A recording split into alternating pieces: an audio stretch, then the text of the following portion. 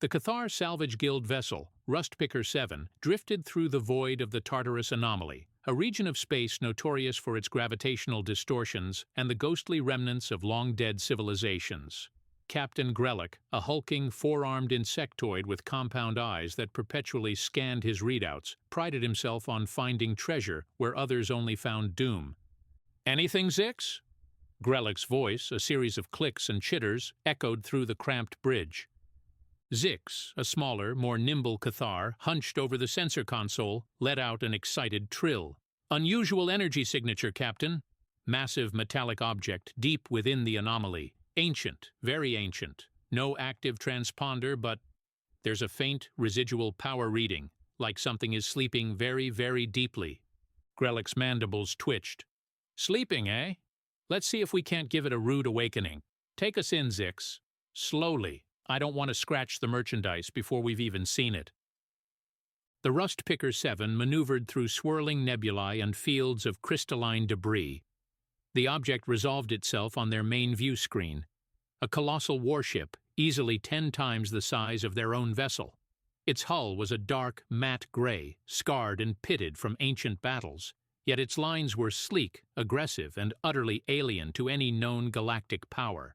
Strange, angular symbols were faintly visible beneath layers of cosmic dust.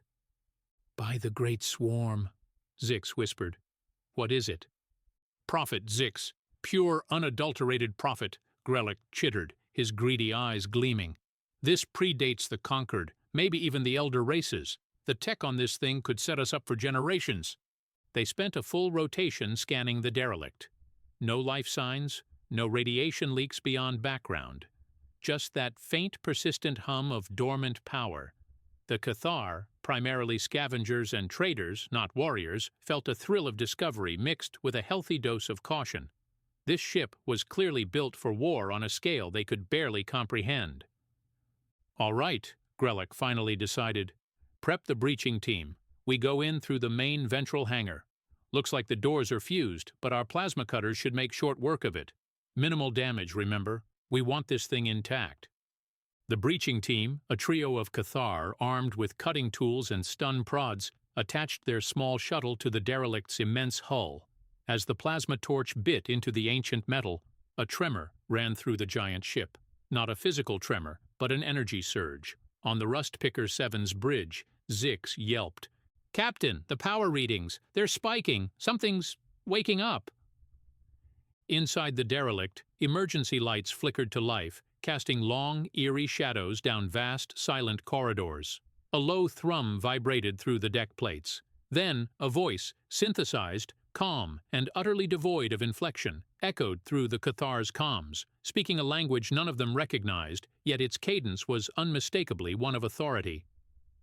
"Intrusion detected. Hull breach, Sector Gamma 7. Activating defensive subroutines. Threat level, unidentified. Initiating cryo-revival protocol Omega. Awakening designated personnel. Stand by for system-wide reactivation." The Cathar breaching team froze, their tools falling silent. The plasma cut opening was only halfway complete. "Captain," the team leader stammered into his comm, "did you hear that?" "What was that?" Before Grellick could respond, heavy metallic thuds echoed from within the derelict, growing closer. Bulkheads slammed shut around the Cathar, trapping them in a section of the hangar bay. Red combat lights began to strobe.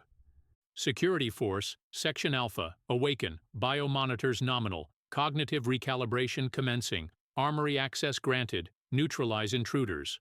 From alcoves lining the hangar walls, cryopods hissed open, venting clouds of frigid vapor. Figures began to stir within.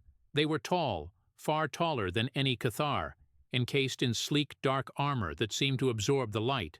Their movements, initially stiff, quickly became fluid, precise, and terrifyingly fast. The first one stepped fully into the hangar light. Its helmet was featureless, a smooth, obsidian visor reflecting the panicked Cathar. It held a weapon that hummed with barely contained energy. "Precursors?" One of the Cathar gasped, a name from their oldest, most terrifying legends. The armored figure raised its weapon. There was no negotiation, no warning. A beam of pure energy lanced out, vaporizing the Cathar it struck. The other two scattered, firing their stun prods uselessly against the advanced armor. The engagement was brutally short. Within moments, the Cathar breaching team was eliminated, their last terrified screams cut short. On the Rustpicker 7, Grellick and Zix watched the telemetry from their team flatline, their compound eyes wide with horror. "What are those things?" Zix shrieked. "They're not in any Concord database." "Get us out of here!" Grellick roared, his greed replaced by primal fear. "Full power to engines!" But it was too late. The ancient warship was fully awake now. Its weapon systems, dormant for millennia, flared to life. Energy signatures bloomed across its hull. Hostile vessel detected. Engaging. A barrage of pinpoint energy blasts slammed into the Rustpicker 7, its shields flaring and dying almost instantly. Alarms blared as the Cathar salvage ship was crippled, its engines silenced, its hull breached. Aboard the newly awakened warship, designated the TCS Vanguard, Commander Rex Ironclad Valerius stood on the bridge, the cryo-induced fog still clinging to his power armor. His genetically enhanced senses, already hyper-acute, were processing the flood of information from the ship's AI, Centurion. Around him, his Omega Squad, the last remnants of the Terran Archangel Corps, were coming online, their movements economical, their expressions grim behind their visors. They were bioweapons, forged in the dying days of a galactic war that had consumed their civilization. "Centurion, report!" Valerius's voice was a low growl, amplified by his helmet. "Commander, current chronometer indicates 10,372 Sol Standard years since last active status. Ship integrity at 87%, primary fusion cores online, weapon systems active, unidentified alien vessel neutralized, adrift off starboard bow. Alien intruders aboard Vanguard eliminated. Their physiology does not match any known species in Terran Republic databases." 10,000 years.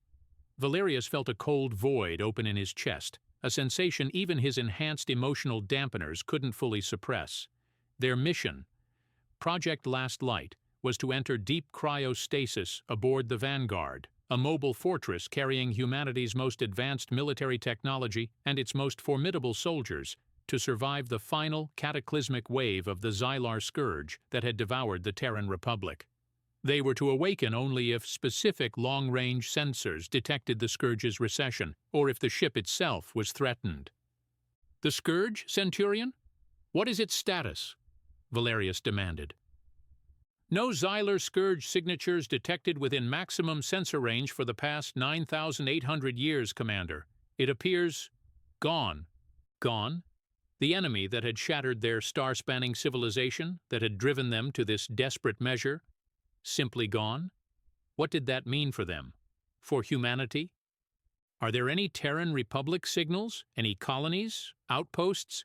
Sergeant Anya Wraith Sharma asked, her voice tight. "Negative, Sergeant. All pre-fall communication networks are silent. Long-range scans indicate numerous unknown alien civilizations occupying former Republic space. No evidence of Terran presence." The bridge was silent, save for the hum of the awakened ship. The last Terrans, adrift in an alien future, their war long over, their people extinct. "The alien vessel," Valerius said, his gaze hardening. "They attempted to breach our hull. They are scavengers, most likely. But they may have answers. Centurion, prepare a boarding party. We take their ship. We find out what this new galaxy knows of the Terran Republic, and we find out what happened to the Scourge." His squad acknowledged, their movements crisp, their purpose reignited. They were super soldiers, bred and trained for conflict. The galaxy had changed, their people were gone, but their core programming remained: protect humanity's legacy, eliminate threats. The Cathar on the Rustpicker 7 watched in terror as a Terran dropship, impossibly sleek and menacing, detached from the ancient warship and accelerated towards them. They had awakened something that should have remained buried in the past, a ghost of a species far more powerful and dangerous than they could have ever imagined. As the Terran supersoldiers stormed their crippled vessel, Valerius knew this was just the beginning. They were echoes of a fallen age, armed with the weapons of a forgotten apocalypse. If the Scourge was truly gone, then what new threats had risen in its place? And what would this new galaxy make of the last vengeful sons and daughters of Terra, awakened from their long, cold sleep, ready to carve a new destiny from the ashes of the old? The Vanguard was not just a relic, it was a promise and a warning. Humanity, or what was left of it, was back.